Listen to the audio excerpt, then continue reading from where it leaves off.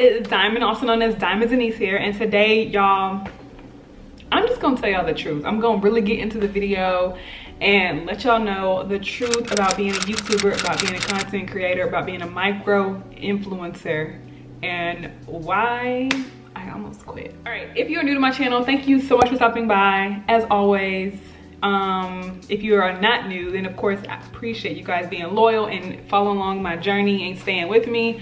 So like we said, let's go ahead and get into this video because I don't think it's going to be a super long video, but I do want to go ahead and cover everything.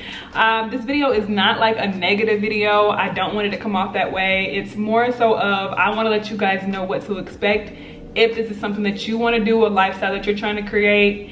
And I wanted to let you guys know kind of like my ups and downs with it and what really goes on through my mind. And if you have any additional questions, leave them in the comment box below, and that way I can hopefully answer those for you better in another video. This is kind of just randomly off the top of my head, so I'm going off of what I know, but I don't know what other questions people may have. If you are interested in creating content, I do have an ebook. It was originally $50, but I'm changing the price to $20, so go ahead and make sure you cop that. I have it linked below, and it's on my website, The Diamond Denise. Let's get into this video. All right, so the truth about being a micro influencer, y'all, I'm not gonna lie, it's hard, okay? And you know, it's a job that you don't necessarily have to apply for, but you do, okay? Like, you can just wake up and decide that, hey, I want to be a content creator. I want to create content. I want to share my lifestyle. I want to be a YouTuber. You can literally just do it. There's no other qualifications for it. However, I feel like your application is all the content you create. And you have some people that go viral immediately, and you have others that it takes time to build your platform. And as Instagram is changing, YouTube is changing, the internet is changing, everything is evolving, it can be a little more difficult, you know, for your content to get noticed. I've been creating content on YouTube for, I don't even know how long I can remember. Have I always been consistent? No, but I have been creating when I can.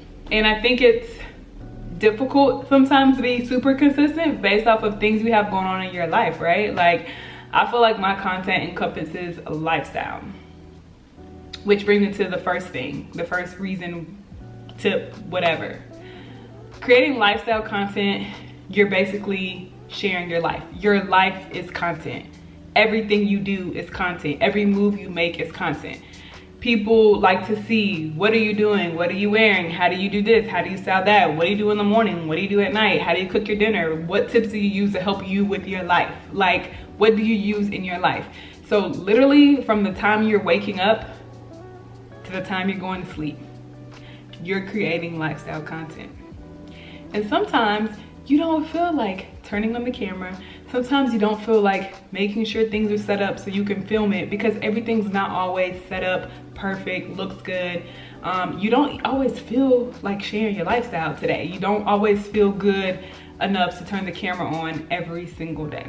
So creating lifestyle content, sometimes you're just not always present in the moment, and you have to just take a step back and do what's best for you. That's kind of what I've learned. But also with me just trying to be consistent and always show things, you know, sometimes I do find myself like my brain always planning and thinking, how can I show what I'm wearing today? How can I show how to do my makeup? How can I show this, show that? And then some things you don't want to show. Like, when I think I've shared with you guys when my face was breaking out like super bad, I had no idea what I was doing and how I was trying to fix my skin. So it was difficult for me to share.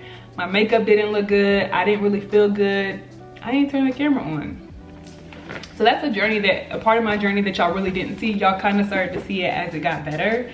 But you know, it's hard sometimes to share your lifestyle every day, you know? And I think the expectation is to share everything that you're doing, but the reality is it's the internet. We only share the highs we want to share and the lows we want to share. You know what I'm saying? So one reason why I kind of took a break or stopped, one reason why I kind of took a break or stopped or felt like I wanted to give up on it is because I just didn't always feel like I was in a place where I wanted to share my lifestyle, or where I felt like my lifestyle was even interesting enough to share, you know. And I think what helped me get over that was like, listen, do what you can do, and whatever you can do later, you'll do.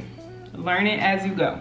You know what I'm saying? Like, share different parts of your life and where you are on your journey, and it may resonate or help someone else wherever they are, if that makes sense. Hopefully that doesn't sound like a ramble. I feel like it is gonna be a ramble. It's like almost like a Dear Diary. Dear Diary. But I mean, yeah, lifestyle content is not easy. And trying to do it on multiple platforms and still work a full-time job, child. When I come off of work some days, I am exhausted. So I'm trying to maximize the days that I don't work to create content. And then sometimes the content doesn't go anywhere. People don't like it. People don't engage with it. People don't comment on it. People don't share it. And it's like, wow, like I put in all this energy and work for this content, and it's nothing that people are interested in. And maybe they are, and sometimes people just watch it and they don't engage with it, because I've done that before too. So I know how that can happen. You just get caught up in the moment watching it, but you don't engage. But I feel like on my end, I have to, you know, find ways to create engaging moments and make sure I'm reminding people to engage, because that helps your content, and it helps your content grow and show to other people, because, you know, the algorithm is like, okay, so people are engaging with this, it must be something good. Let's give it to more people, because now this is something that's worth being on the internet. That's how it works. The growth is super slow, and the return on your investment sometimes takes forever. And depending on where you are in life, you may not have that investment to be able to invest in clothes to show you guys, outfits to show you guys. I'm decorating my apartment slowly but surely, trying to show you guys, you know, buying different things to cook so you're not cooking the same thing every day, being able to take different trips or try new places in the city so that you guys can see something different. Like, that is an investment. And if you're not making a return on that, sometimes it's an expense that can just get expensive. You know what I'm saying? Like, I don't know. So, I mean, it's a lot, y'all. It's really a lot. The next thing is burnout. Like, with it just being a lot, burnout is real. And again, for me, I have a full-time job, so I'm still trying to work to provide for myself, because my social media is not really providing for me in the way that I want it to at this season in my life. I think at some point it will get there, but it's not there yet. So trying to learn what I need to learn from my job, and maybe learn what I need to learn to switch gears to support myself, and now trying to learn new techniques to create content, and trying to keep up with trends, and trying to do research for whatever the trending music is. Like, you just get tired and exhausted. And if you're working 5 days a week, you're trying to maximize your Saturdays and Sundays. I mean, you're trying to figure out, where does my self-care fit in? Where does me going and get my hair done? Where does me, you know, praying? Where does me going and get a facial or a massage, or like me just relaxing and not trying to relax to create content come in at, or just simply read? Like, sometimes it can be, you know, tough, because you basically have 2 full-time jobs. The thing at the end of the day, it's like, you know what, if it's something that you really want to do, you just got to do it. You make the time for it, you make the investment. It won't always be like this, but nothing worth having comes easy. That's kind of how I've looked at the whole burnout thing. I think that you have to step away when you need to step away, and I've began to implement that. And then also just find different ways and strategies for your life that work for you. So like I told you guys that I'm starting to do like more time blocks, so I can block off a certain time of my day that is specifically for this. I'm not creating content, I'm not filming this, I'm being present in this moment. And then some events, they just don't get filmed. Like, sometimes I'm with my family, or sometimes I'm out and about, and I'm just enjoying being in that moment, and I'm not worried about filming it. So I think to eliminate that burnout, you just gotta really find the balance. but then understand that you have to build. And sometimes the building process is a burnout. But you know, once you're able to get to the place that you want to be, or the place that you can be, it won't seem like it's always burning you out. Which brings me to the next point, the time and the roles. Being burnt out and having those times and those roles kind of go together, because creating content is just not always being present creating content. You have to take your photos, you have to plan the content, you have to create your outfits, you have to get your outfits ready, you have to go shoot, edit, write, proofread, design, create, XYZ. There's so many roles in just simply creating content, and then having the happy smiling face to show up to create the content. A lot of roles that go into that. As your business is making money for you, I feel like it's a great time to invest back into your business so that you can sometimes delegate those roles.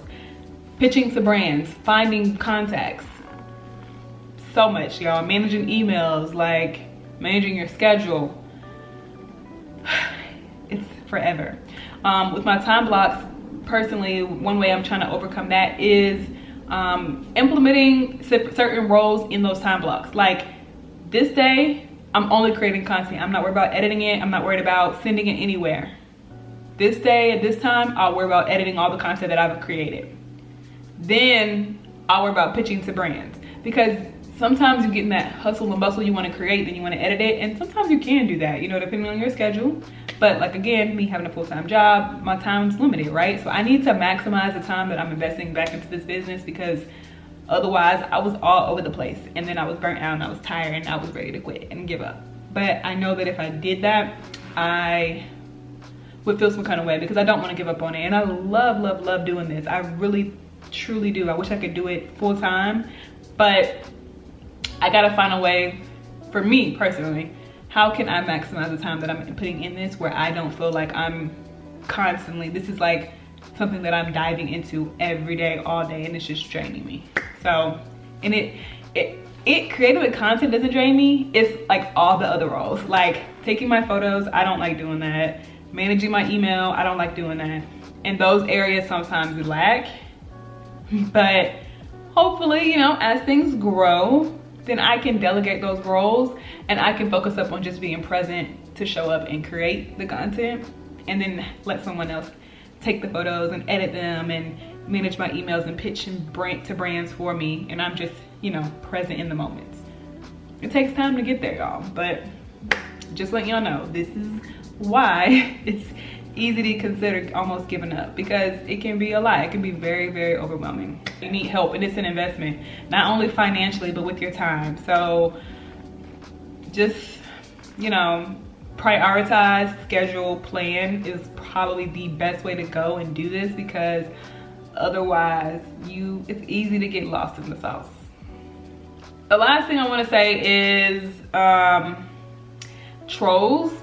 But for me, this didn't affect me the most. I want to mention it because I know it's something that someone may watch this video and be like, oh, okay, I may have to deal with that. But everybody is not gonna like your content. Your content is not for everybody. I personally have only had to deal with like 2 negative comments between my Instagram, my TikTok, my YouTube, and my blog, and my email list. Y'all see what I'm talking about? Between that, I've only, and then trying to have like little extra businesses to make money on the side as well, like, child. But I've really only dealt with like 2 trolls that I can remember. So it really didn't affect me. I just blocked them and moved on. But you do put out content, and it takes so much time. Like, recording this video probably took me 20 minutes, and then I'm probably gonna spend an hour, maybe 40 minutes editing the video, making sure everything looks good, and then I'm gonna have to let it load on my computer, which could take whatever depending on how it loads up. Then I gotta go create a thumbnail for the video, and then I'm gonna have to go put in all the details in the description box, and then I'm gonna have to promote the video. That's an investment. That's a lot of time. And for someone to be like, criticize the content you put out, it's like, I did this for free. I was sharing something on my heart. I was sharing in hopes to help you, or maybe inspire you, or provide you with some insight that you didn't have. And this is the repayment I get. Like, that can be tough to handle sometimes. And I think we have to learn, if you're in this space, just don't take it personally. People, they don't really know you. They don't know you from A to B. You know what I'm saying? Like, block the person and move on. If you take it personal, if you really just are easily offended by everything everyone says and the criticisms they may give you, I feel like it's gonna be hard for you to go far. And if you're constantly focused on support, put out the content, and people that support you will support you.